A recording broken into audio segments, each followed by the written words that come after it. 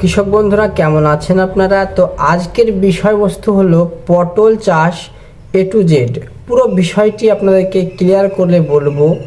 এতদিন তো খুব সহজেই পটল চাষ করলেন, কিন্তু এই যে বর্ষার মৌসুম চলে এসেছে, এখন আপনারা অনেক সমস্যায় অনেক মানুষ পড়তে চলেছেন। তো আজকে আমি এই বিষয়ে আপনাদেরকে বলবো যে আপনারা কি করলে এবং কি না করলে আপনাদের গাছের জন্য ভালো হবে, আপনাদের জন্য ভালো হবে। তো আপনারা দেখছেন growing green success YouTube channel এবং আমি আপনাদের সঙ্গে আছি রানা। তো আমার চ্যানেল যদি আপনারা নতুন এসে থাকেন তো চ্যানেলটি সাবস্ক্রাইব করে পাশে থাকতে পারেন এবং একটি লাইক এবং চাষি বন্ধুর সঙ্গে ভিডিওটি শেয়ারও করতে পারেন। তো চলুন যাক মূল বিষয়ে।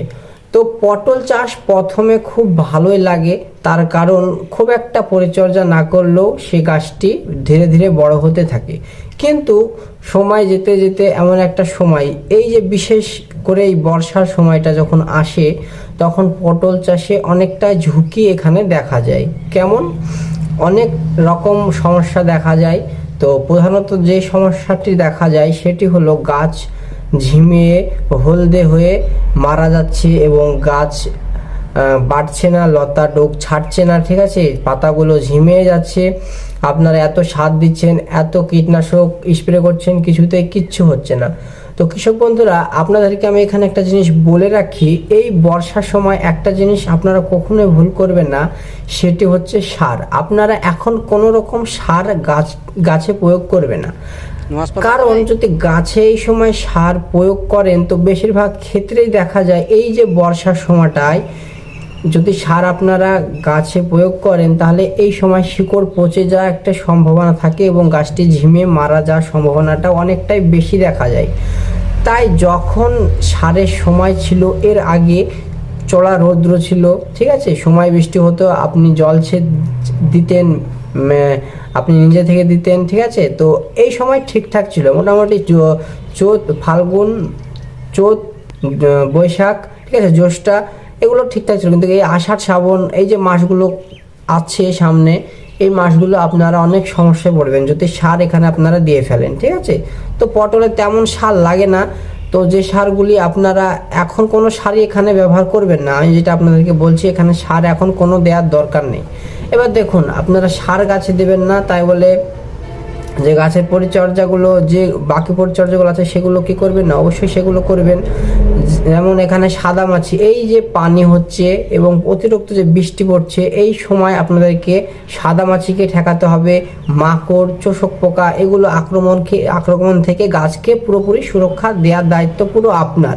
তার কারণ এই যে সময়টা, এই সময় একটু বেশি সাদামাছি, মাকড়, থ্রিপস, চষি পোকা আক্রমণ বেশি দেখা যায়। কারণ এই যে বৃষ্টি পড়ছে, এই সময় আপনি যদি কোনো ওষুধ দেন তো সেই ওষুধটি যদি আপনারা রেগুলার না দেন তাহলে এই সময় যে সে কাজটি পুরোপুরি ওষুধে করতে পারে না। কারণ এই যে প্রচণ্ড বৃষ্টি, মানে কোনো রোদ্রের দেখা নেই, ঠিক আছে, এই যে একটা বর্ষার আবহাওয়া চলছে। তো এই সময় আপনাদেরকে লক্ষ্য রাখতে হবে যেন কোনো সময় গাছে সাদামাছি, মাকড়ে এই সময়টায় আপনার গাছটিকে নষ্ট না করে দেয়। তাই আপনারা একটি ভালো মানের সাদামাছি একদম পুরোপুরি গাছ থেকে ক্লিয়ার হয়ে যায় এমন একটি কীটনাশক ব্যবহার করবেন, ঠিক আছে। এই আমি একটা আপনাদেরকে বলছি, তার মধ্যে সেটি হচ্ছে রনফিন, আপনারা এখানে ব্যবহার করতে পারেন। এই যে ওষুধটির নাম করলাম, এই ওষুধটি 100% আপনারা এখানে কাজ পাবেন, ঠিক আছে। এবার আপনারা ইমিডাক্লোপিডও ব্যবহার করতে পারেন একটি আমি বললাম। এবার আপনারা যারা যেটা জানেন, আপনাদের এলাকায় সব থেকে যেটা ভালো কাজ করে এবং আপনারা সেটি প্রয়োগ করছেন, কাজ পাচ্ছেন, সেটাও আপনারা ব্যবহার করতে পারেন। কিন্তু আমি যেটা প্রয়োগ করি, এবার আমি যেটা যেভাবে করি সেইভাবেই আমি আপনাদেরকে বলছি, ঠিক আছে। তো আপনারা এখানে যদি মাকড়ের সমস্যা থাকে, অনেক মাকড়, ঠিক আছে, তো আপনারা এখানে বায়ারের জাম এবং বায়ারের অবিরন দুটোকে মিশ্রণ করে এখানে আপনারা একটি ভালো মিশ্রণ করে আপনারা এখানে স্প্রে করতে পারেন, পুরোপুরি মাকড় একদম পুরোপুরি ক্লিয়ার হয়ে যাবে। এরপরেও যদি দেখা যায় মাকড় না যাচ্ছে, তাহলে আপনারা কাকাই এবং ইন্টারপিট আপনারা এখানে একবার দিয়ে ট্রাই করে দেখতে পারেন। এটাতেও ভালো একটা কাজ দেখা যায়, বিশেষ করে লতা জাতীয় ফসলে। তাহলে এবার গেল মাকড়, সাদামাছি গেল। এবার চষি পোকার জন্য ওই যে রনফিন বললাম সেটি যথেষ্ট, ঠিক আছে। আপনারা যদি চান অন্য কোনো কীটনাশক ব্যবহার করতে বা অন্য কোনো ওষুধ ব্যবহার করতে, তো আপনারা সেগুলো ব্যবহার করতে পারেন, ঠিক আছে। এবার আপনারা গাছকে এই সময় খুব অল্প ডোজে হালকা পরিমাণে আপনারা এখানে গাছে ভিটামিন কোনো একটু ভালো কোম্পানির ভিটামিন ব্যবহার করতে পারেন, যেমন বায়োভিটা এক্স, ধানজাইম গোল্ড, ঠিক আছে। এগুলো আপনারা গাছে হালকা পরিমাণে আপনারা এখানে স্প্রে করতে পারেন, যাতে করে সারের ঘাটতিটা এখান থেকে পূরণ হয় এবং গাছটির গ্রোথটা যেন না থামে এবং পরবর্তীতে আপনাদেরকে এখানে টানা দীর্ঘদিন ফল একদম ভালোভাবে আপনাদেরকে দেয়। তো সেটি লক্ষ্য রাখবেন এবং গাছের যত্ন আপনাদেরকে ভুললে হবে না, ঠিক আছে।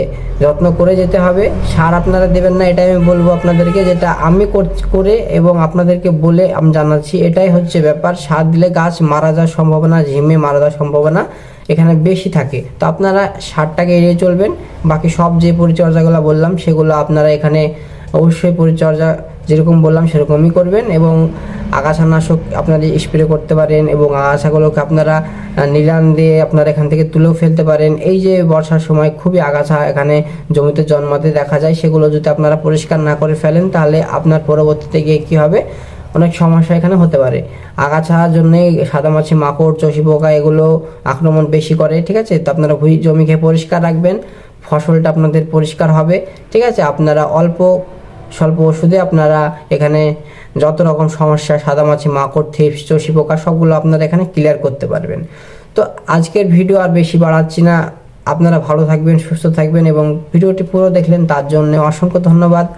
আমি যেগুলো বললাম অবশ্যই সেগুলো ফলো করে দেখবেন, আপনার রেজাল্ট অবশ্যই পাবেন। এবং আমার চ্যানেলটি যদি আপনার সাবস্ক্রাইব করে না থাকেন এখনও, তো অবশ্যই আপনাদেরকে একটি রিকোয়েস্ট করলাম যে আমার চ্যানেল সাবস্ক্রাইব করে রাখবেন। তার কারণ আমার সাবস্ক্রাইব করে চ্যানেলে আমার ফ্যামিলির সদস্য হওয়ার জন্যে আপনাদেরকে আমি এখানে একটি ছোট্ট রিকোয়েস্ট করলাম। তো ভালো থাকবেন, সুস্থ থাকবেন, আবার দেখা হচ্ছে অন্য কোনো টপিকের সাথে।